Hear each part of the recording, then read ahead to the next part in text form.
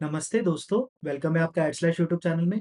आज हमारा डे 85 है लीड कोड चैलेंज का, तो चलते सीधा स्क्रीन पे एंड स्टार्ट करते हैं आज का क्वेश्चन। तो आज का क्वेश्चन क्या कह रहा है, पहले वो समझ लेते हैं, ठीक है?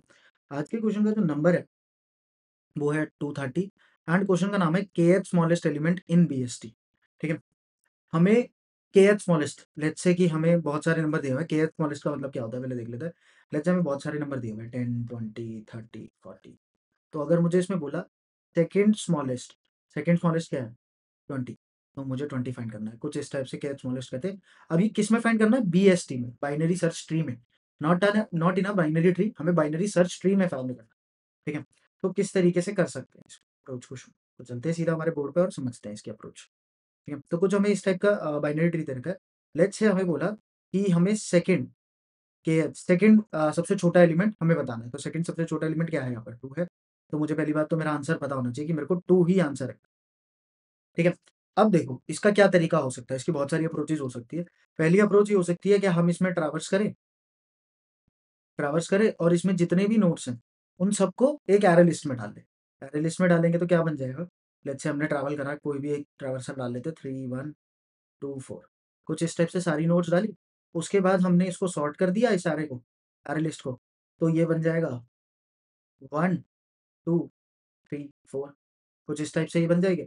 उसके बाद हमने यहाँ से सेकंड एलिमेंट फाइंड आउट कर लिया। तो इसकी जो टाइम कॉम्प्लेक्सिटी होगी वो क्या होगी?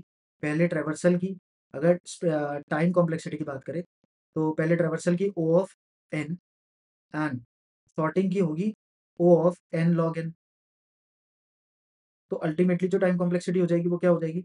O of n log n, ये हो जाएगी। और इसमें एक एक्स्ट्रा स्पेस भी लग रहा है क्योंकि हमने एरे लिस्ट यूज़ करी है। तो टाइम कॉम्प्लेक्सिटी तो हमारी यही है और इसके साथ-साथ एक स्पेस कॉम्प्लेक्सिटी भी लगेगी जो कि होगी O ऑफ n, ठीक है? तो क्या इससे भी कोई अच्छा तरीका हो सकता है जिससे कि मैं इस क्वेश्चन को कर सकूँ कि मेरा स्पेस और टाइम दोनों बच जाए? हाँ, मैं कहता हूँ हाँ, हो सकता है। ऐसा तरीका बिल्कुल हो सकता है। ठीक है, ये तो हमारा फर्स्ट वे था कि हम इस टाइप से कुछ कर लेते हैं। ठीक है, बट सेकंड वे की तरफ डिस्कस करते हैं। तो सेकंड वे क्या हो सकता है कि हम इसमें कोई भी डीएफएस ट्रैवर्सल लगाएँ। डीएफएस मतलब होता है डेप्थ फर्स्ट सर्च, ठीक है? Depth first search. Depth first search में हमारे कौन-कौन से सर्चिंग आती है? अगर हम ट्रीज़ में बात करें तो हमारा pre order, pre order, in order, in order और हमारा पोस्ट ऑर्डर, ये 3 ट्रैवर्सल आते हैं हमारे, ठीक है? अब देखो, हमारा ना हमारी फ़ायदा होता है बीएसटी के अंदर कि उसका इन ऑर्डर जो होता है, वो पहले से क्या होता है? सॉर्टेड होता है। इन ऑर्डर पहले से सॉर्टेड होता है। तो अगर मैंने कोई सा भी और ट्रैवर्सल की जगह इन ऑर्डर से ट्रैवर्सल करा और उसके बाद इसको एरे में शिफ्ट करी इसके एलिमेंट्स को, तो ये अपने आप ही क्या होगा? एक सॉर्टेड फॉर्म में आएगा हमारे पास। सॉर्टेड फॉर्म में आएगा। अब इन ऑर्डर कैसे चलता है? इन ऑर्डर चलता है पहले लेफ्ट, लेफ्ट, नोड, राइट। तो कुछ इस टाइप से चलता है। अगर इस टाइप से चला हमारा, तो इससे क्या होगा कि हमारा ये पहले से सॉर्टेड आएगा, हम डायरेक्ट सेकंड पे जा सकते हैं। अब इस वाली अप्रोच की टाइम कॉम्प्लेक्सिटी क्या होगी? इस वाली अप्रोच की time complexity O of n। तो सही है, बट हमारा अभी भी स्पेस लग रहा है। स्पेस भी कितना लग रहा है? O ऑफ n लग रहा है। क्या मैं किसी तरीके से O ऑफ n स्पेस हटा सकता हूँ? तो मेरा आंसर है यहाँ। अगर आप पूछते हैं कि क्या आप किसी तरीके से O ऑफ n स्पेस हटा सकते हैं? तो मेरा आंसर है हाँ, कि हम O ऑफ n स्पेस भी हटा सकते हैं। कैसे? कैसे हटा सकते हैं O ऑफ n स्पेस? अब मैं कहता हूँ कि हम ना, अगर O ऑफ n स्पेस हटाना है तो हम एरे ना बनाएँ। हम एरे ना बनाएँ, ठीक है? हम लोग एरे ना बनाएँ सिर्फ़। अगर मैं एरे ना बनाऊँ, लेकिन उसकी जगह मैं क्या रख लूँ? 2 वेरिएबल रख लूँ। एक काउंट और एक आंसर, दोनों की इनिशियली वैल्यू 0 कर दूँ। अब मैं क्या करूँ कि मैं जब ट्रैवल करूँ, मैं जैसे ट्रैवल करता गया, जब-जब मैं नोड पर आऊँ तब मैं काउंट को बढ़ा दूँ और काउंट जब के इक्वल हो जाए, के जहाँ पे 2 था, अगर के इक्वल हो जाए कहीं पर भी, तो मैं आंसर में वो जिस रूट पर है उसको स्टोर कर दूँ। मतलब कि कैसे? देखो, अब हमें इन ऑर्डर में अगर ट्रैवर्स करना है, तो इन ऑर्डर में ट्रैवर्स कैसे होता है? पहले लेफ्ट नोड पे जाते हैं, फिर जो नोड आती है उस पर, फिर हम राइट नोड पर जाते हैं। लेफ्ट नोड राइट, ऐसा कुछ जाते हैं। तो हमारा जो ऑर्डर निकलता है वो कैसा निकलता है? In ascending order sorted in ascending order, ऐसा कुछ होता है। तो इसी चीज़ का फ़ायदा उठाएँगे, इसी प्रॉपर्टी का फ़ायदा उठा रहे हैं भैया, ठीक है? तो जैसे हम यहाँ पर गए, सबसे पहले हम लेफ्ट नोड पे गए, ठीक है? फिर दोबारा हम लेफ्ट पे जाएँगे, अब लेफ्ट से नल है तो वापसी आ जाएगा। उसके बाद अभी देखो, अभी हम पहली नोड पे गए, लेफ्ट के बाद, तो हमारा काउंट 1 हो जाएगा यहाँ। उसके बाद हम यहाँ से एक दूसरी नोड पे गए, राइट नोड पर। राइट नोड पर जाने के बाद इसका भी लेफ्ट कॉल होगा। लेफ्ट कॉल होने के बाद ये भी वापस आएगा और अब काउंट की वैल्यू 2 हो जाएगी। 2 होते ही जिस नोड पर है हम, वही हमारा आंसर है। 2 में आंसर भी स्टोर कर दिया। अब चाहे ट्रावर्सल कैसा भी चलता रहे, कैसा भी चलता रहे, अब हम इसका आंसर को अपने अपडेट ही नहीं होने देंगे। अपडेट नहीं होने देंगे तो ऑब्वियसली क्या होगा, मेरे आंसर में मेरे को 2 मिल जाएगा। तो कुछ इस टाइप से, मतलब मैं जब सेकंड नोड पे विज़िट कर रहा हूँ, यहाँ पर क्या होता है देखो, अगर मैं अरे लिस्ट बनाता इसकी इन ऑर्डर की, तो वो कैसे ट्रैवल होता? 1, 2, 3, 4 कुछ ऐसे होता है। तो मैं कह रहा हूँ जब मैं सेकंड बार विज़िट कर रहा हूँ किसी नोड पर, है ना? इन ऑर्डर के हिसाब से, तभी मैं उसको कर लूँगा स्टोर। अब k की वैल्यू क्योंकि k 2 के बराबर थी, तो मैं सेकंड टाइम जब मैंने ट्रैवल करा, तभी मैंने स्टोर कर लिया चीज़ों को। तो कुछ इस टाइप से मेरा काम हो जाएगा। तो कैसे करेंगे इसको? अब पहले थोड़ा-सा कोड करते हैं, ठीक है? तो थोड़ा-सा कोड करते हैं हम। तो इसके लिए मुझे चाहिए होंगे 2 वेरिएबल्स। मैं 2 वेरिएबल पहले ग्लोबल बना, इंट मैंने बोला काउंट को हम 0 रखते हैं, ठीक है? And int answer, answer variable को भी मैं 0 रखता हूँ, ठीक है? क्योंकि अभी ये दोनों ही मेरे पास नहीं है। अब मैं एक हेल्पर फंक्शन बना लेता हूँ, जो मेरी हेल्प करेगा, ठीक है? इसी चीज़ में, ठीक है? क्योंकि ना देखो यहाँ पर ना मैं इसी फंक्शन का यूज़ नहीं कर सकता, उसका रीज़न क्योंकि यहाँ पे कुछ ना कुछ रिटर्न करना है, तो मैं जो कॉल्स लगाऊँगा उससे कुछ रिटर्न होना चाहिए। तो वो ना थोड़ा-सा कॉम्प्लिकेटेड हो जाएगा, बट हेल्पर बनाने से चीज़ें आसान हो जाएगी। हेल्पर में भेजूँगा रूट और के भेजूँगा उसके पास भी। अब हेल्पर फंक्शन कुछ रिटर्न नहीं करेगा, पब्लिक वॉइड वॉइड रिटर्न करेगा हेल्पर, ये सिर्फ़ हेल्पर है, ठीक है? मैंने यहाँ पे बोला ट्री नोड आपको जो मिलेगी वो रूट मिलेगी, रूट के बाद एक के की वैल्यू मिलेगी, ठीक है? अब देखना, सबसे पहले तो हम अपना नॉर्मल सा एक केस लगा देंगे, हमारा बेस केस होता है क्या, अगर रूट ही नल है, तो हम यहाँ से रिटर्न कर जाते हैं, अगर रूट नल है तो ऑब्वियसली यहाँ से रिटर्न कर जाना चाहिए, बट अगर ऐसा नहीं है, तो सबसे पहले लेफ्ट की कॉल लगा, हेल्पर हम इन ऑर्डर का कोड लिख रहे हैं, root dot left, root left के बाद हमें के पे जाना चाहिए, ये तो सेम ही रहेगा हमेशा। और जब भी हम नोड पर आएँगे तब किसकी वैल्यू बढ़ा देंगे? जब भी हम लेफ्ट से कहीं और ट्रैवल्स करने जाएँगे, तो हम क्या करेंगे, काउंट की वैल्यू 1 से इंक्रीज़ कर देंगे, काउंट प्लस 1। और मैं बोलता हूँ इफ अगर जो मेरा काउंट है वो इक्वल्स टू हो जाता है किसके, के, तो आंसर में रूट की वैल्यू डाल, रूट डॉट आंसर में किसकी वैल्यू डाल दो? रूट की वैल्यू डाल दो। उसके बाद आप जाओ फिर से हेल्पर फंक्शन को कॉल लगाओ, तो बोलो रूट डॉट लेफ्ट राइट चला जाए, ठीक है? अगर आपको इन ऑर्डर ट्रैवर्सल बहुत अच्छे से आता है, तो आपके लिए क्वेश्चन बहुत ही आसान है। आपको समझ आ गया होगा कि ये लॉजिक कैसे लिखा। बस इन ऑर्डर में जहाँ पे रूट पे जा रहे थे, वहाँ पर हम काउंट को इंक्रीज़ करते रहे, ठीक है? और जब काउंट हमारे के बराबर हुआ, तो हमने आंसर में ऐड कर दिया उसको। तो इसकी जो टाइम कॉम्प्लेक्सिटी वो क्या हुई? ओ ऑफ है, वो भी ट्रैवर्सल की, जो हमारी ट्रैवर्सल हो रही है, बस। और यहाँ पर जब ये फंक्शन एग्ज़ीक्यूट होके पूरा कंप्लीट हो गया, तो मुझे रिटर्न कर देना है आंसर मेरा, ठीक है? अब ये बात थी kth स्मॉलेस्ट की, ठीक है?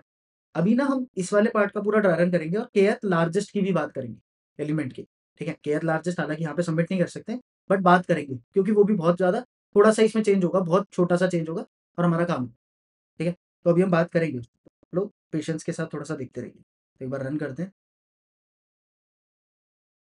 तो देखते हैं सही आ रहा है कि नहीं आंसर। तो आंसर बिल्कुल सही आ रहा है। एक बार सबमिट करके देखते हैं। पहले हम इसका ड्राई रन करेंगे, तब जाके बात करेंगे किसकी, हमारी। चलो ये सबमिट भी हो गया।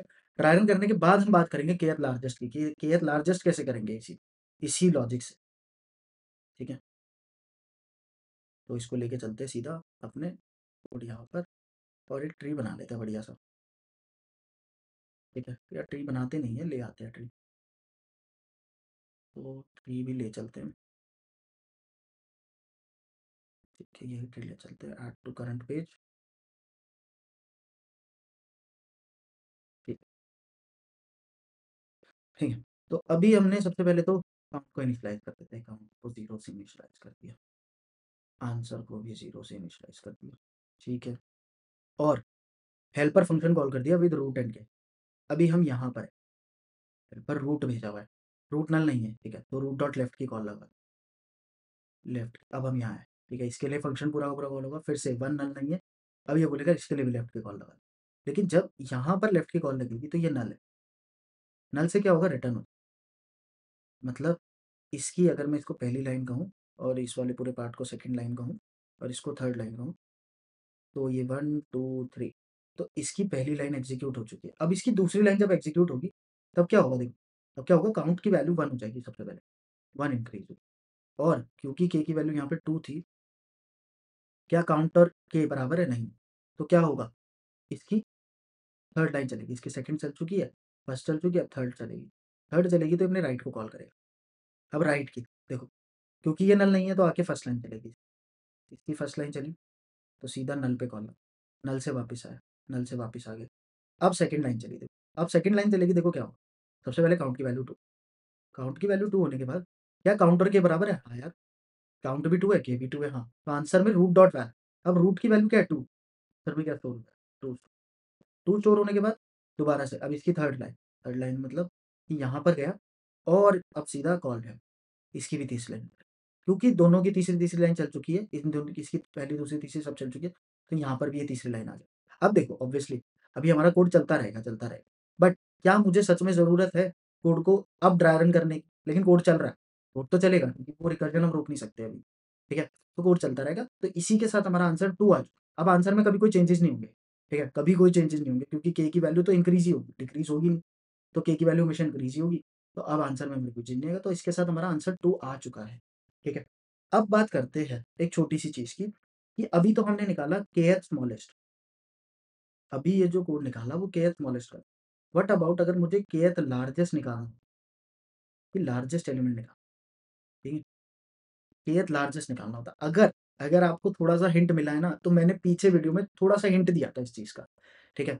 कि कैसे निकलेगा। जैसे पिछली बार मैंने क्या कहा था, अगर आपको लग रहा है कि आप हिंट पहचान नहीं पाए, तो एक बार जाके दोबारा देख लीजिए, ठीक है?